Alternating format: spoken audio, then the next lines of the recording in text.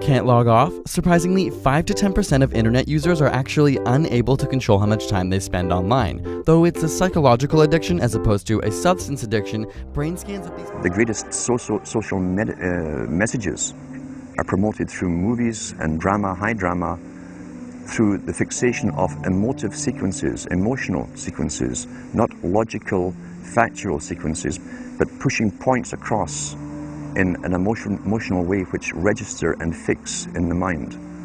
So emotional content is very, very important, rather than going through an actual discussion or an argument using logic and facts. There's no debate, and when you're being downloaded through fiction, your guard is down. What percentage of people do you think are gay? In San Diego? Just in general, in America. I don't know. Probably 20%. 20%. Probably that's high. That's pretty high. Yeah, that is pretty high. Probably 10%. Still pretty high. Yeah? Well, then I'm pretty off then. You've been brainwashed by the liberal media. Yeah. Media, as I use the term, will be akin to a complex system of machines and people that distribute information. Memes, as I'm using the word, are a self-replicating unit of culture. In media studies, content that goes viral through social media. And mind control is the influencing of thoughts and ideas of individuals and society. The subject of this talk then is a discussion of how memes come to exist as a media phenomenon, what distinguishes them from other kinds of media content, and the possible influence that they might have on our thoughts and ideas. Media provides a virtual environment that is uniquely different from the physical environment, but probably part of our normal everyday experiences. One of the things I want to emphasize is that there is only one reality. That what we normally consider virtual reality and physical reality are two facets of the same reality.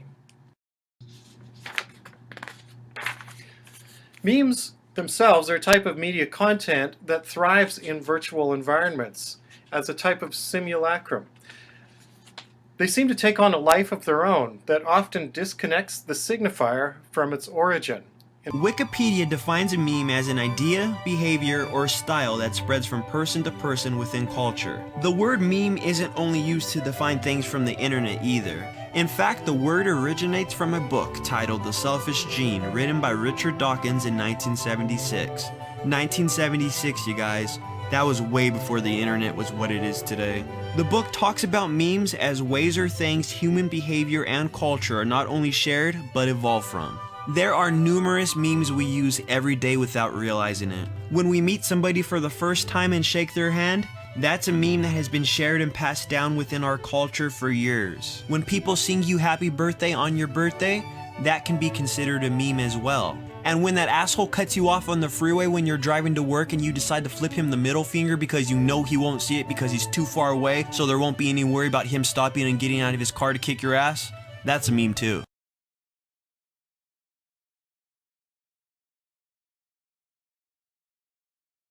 The secret weapon.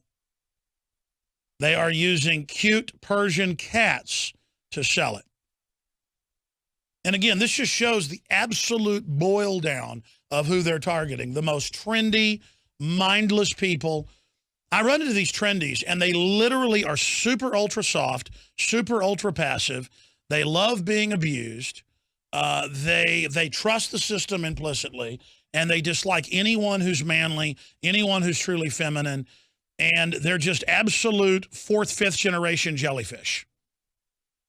And so now they've got stuff with ducks dancing, saying, I'm so excited. Well, they're saying you're animals. They talk to you like you're a 2-year-old. This is how you would lure a child into a van to take them for snuff films, is with ducks, with geese, and with kitty cats, and with funny videos, with clowns. I mean, these people are absolute psycho criminals. And you can see who their targets are: Arrested Development, childlike brains. We just want to know your name.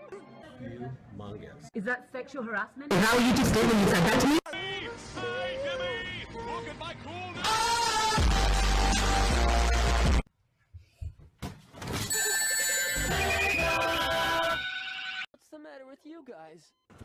have crippling depression. I have osteoporosis.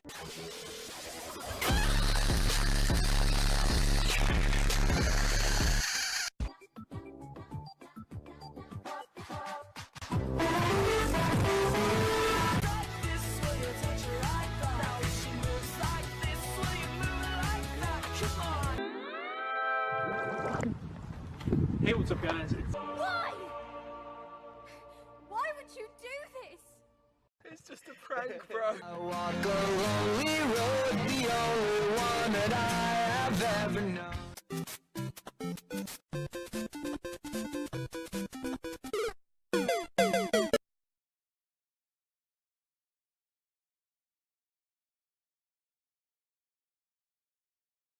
So I'm going to start with DeviantArt. It's probably the most well-known social media website specifically designed for artwork.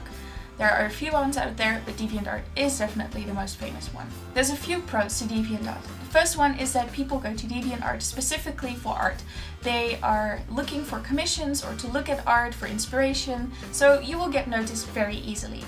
I'm an artist and animator, and I love my job, and I work damn hard to be good at it. However, one of the frustrations that comes with the territory of working in the creative industry is that often people who want my work think that they can convince me to do it for them without being paid. Maybe it's because I love what I'm doing, or maybe it's because I don't have a real job that people expect to pay for, like being a cashier or a lawyer or a prostitute. This is a video. But yeah.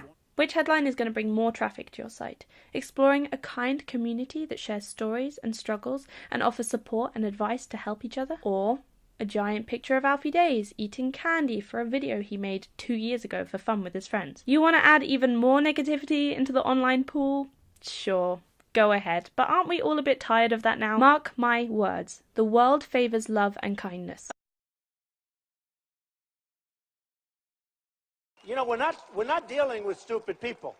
You know, it used to be we would have a military, you'd have uniforms here, uniforms there. The one with the most uniforms standing wins the war, right? This is a little different now. Now you're talking about sneaky, dirty, underhanded people that want to kill our civilians. They want to go after our civilians. They want to kill not only our civilians, all over the world. And it's going to be stopped. It's going to be stopped. Somebody criticized me the other day because they asked me what I do, and I said, I'm going to bomb the shit out of them. It's true. I don't care. I don't care. They've got to be stopped.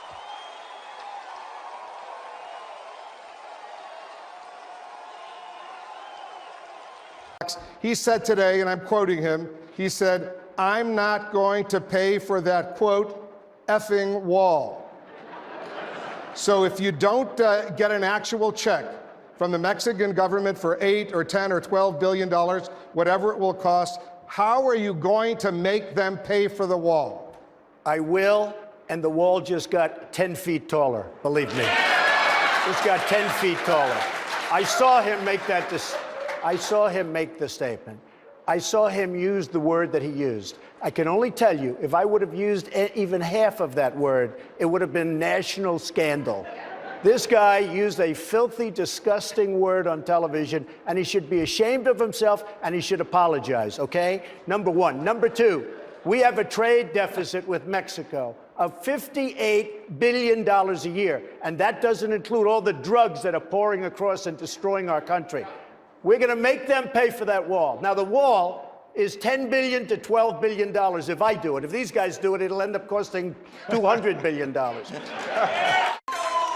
then you can dab. And then, Mrs. President, you can sign a bill, and then you dab. That's it. I like that. Dab. That's all. All you got to remember is just sign something and be like, dab. That's it. Okay, we got it. Dab. We got it. Yep. Now you have a new one.